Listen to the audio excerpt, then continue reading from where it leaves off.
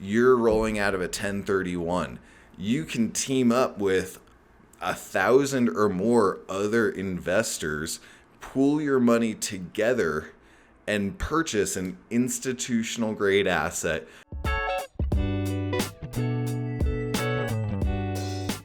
Welcome back to Industrial Live, where it's our goal to make you more money. I'm your host, Jeff Heine, and today we're talking about the Delaware Statutory Trust. What is it? Well, it's a passive real estate investment that qualifies under Section 1031 as a tax-deferred exchange. Now, what does that mean and why should you care?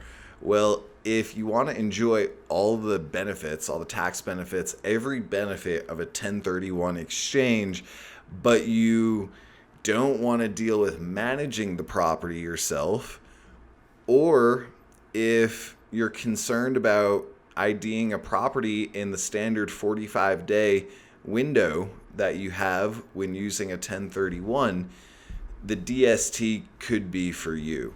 Now, first off, let's get this over with right away. You do need to be an accredited investor. So I'm not an accountant, obviously, but you can qualify as being an accredited investor if you make over $200,000 a year for consecutive years in a row, or if you have over $1 million in net worth that is not tied up in your primary home. So for most commercial real estate investors, they qualify. If you have over $1 million in equity in your property or properties, you should qualify. Check with your accountant. But here's how it works. So each Delaware Statutory Trust has a sponsor firm. Think of a big national, good credit real estate organization. They purchase 100% of a property. Now, that property could be pretty much anything from a single family rental portfolio. It could be a single tenant net lease like a Walgreens, or it could be a grade A downtown office building right here in Denver. Pretty much anything in between. They stick generally towards more institutional quality assets. Now, each DST owner, potentially yourself, they own a fractional interest of that specific asset. So usually minimum investments vary from $25,000 to $100,000, and you can have up to 1,999 different investors in a single DST asset. So think about you're rolling out of a 1031.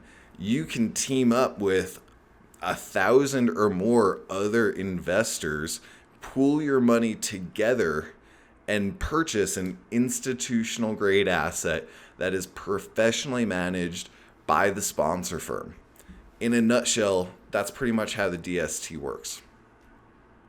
So, like I kind of said at the beginning, a DST, you get to enjoy each and every benefit of any other 1031 exchange. So of course you get to defer your taxes.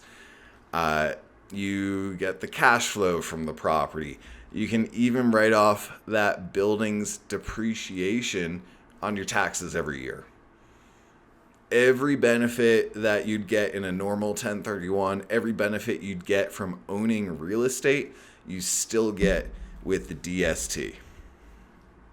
Now, one of the biggest benefits actually about the DST is that there's one master loan on the property taken out by the sponsor firm, and that loan is non-recourse to the individual investors, such as yourself. So this actually works out to be a win-win for everybody. Of course, the individual investors like it because if the property fails for some reason, no one can come after that investor's other assets. And the lenders like it too, because instead of going after potentially in a recourse scenario each individual investor, they have a single party that they can go after, that higher credit sponsor. So it's a win-win for everybody involved when it comes to the loan. Now, one thing you should definitely be aware of, because of the technicalities about the DST, DSTs cannot refinance their debt. So that generally means that they're going to take out a 10-year loan on a property when they purchase it, and their sale horizon will last 5 to 7 years generally. So they'll sell it after 5 or 7 years, and at that point, you're in a 1031. So you could roll that back into a DST, easy, or you could roll that into a hard property here in Denver, for example, that you might choose to manage and run yourself. So you still have options, longer, mid to long term holds. Word of warning, a couple words of warning. DSTs are not without risk, right? Obviously, vetting the sponsor firm is critical. They're the one managing the property. They're the one handling your money. You're essentially partnering with them, right? You want to vet your partners. Of course, you should seek advice from your tax accountant, your lawyer, maybe both. And then the last word of warning, it's best to think about DSTs as an illiquid asset. They're not as easy to sell as, for example, a stock on the stock market. There's just not as much demand for them as a stock, for example. So if you did want or need to sell before the fund sells the asset, it could take some time. It could take a few weeks, perhaps. And even then, you might be taking it at a loss relative to its actual value. So it's best to think about it like you're in that investment until you sell. It's a longer term play. So there's a few different ways that you can use the DST depending on your situation, right? If maybe you're thinking about retiring and you don't want to manage a property, a DST could be a great primary plan for you. You could invest in this investment passively. You get pretty mailbox money every month. You don't have to worry about the 3 T's, toilets, tenants, and trash. And you still get to enjoy every other benefit of owning real estate and using a 1031. Now, you could also use the DST as a backup plan. Now, if you're not able to ID a good 1031 upleg in that tight 45-day window, you can fall back on the DST. And additionally, it's nice to have that as a backup plan, even if you do find a good property that you like, because there can be situations where if you've ID'd a property that you want to upleg into, if that seller finds out that you're in a 1031, they know you're in a tight timeline. They know that if you fall out of that deal, you could be facing very significant tax consequences, and they could take advantage of that.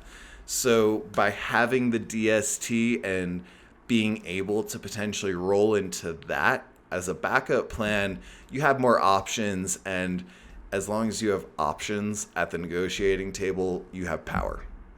Finally, you could use the DST to fill in the gaps. Let's say you sell a $2 million property and you positively ID a replacement property that's $1.8 million, for example. Well, now you have $200,000 or so in taxable income, potentially. Again, talk to your accountant. But you could roll that into the DST and shelter all of that income. So there you go, guys. I hope you found today useful. If you're interested in the DST, if you have any questions, my contact information is below. I can't sell the DST. I can't sell you DST shares. That's probably your stockbroker would be the one to talk to in this case. And if you want a referral, I can put you in touch with someone who I'm sure would be happy to help. So thanks again for tuning in to Industrial Live. I'm your host, Jeff Heine. I'll see you next time.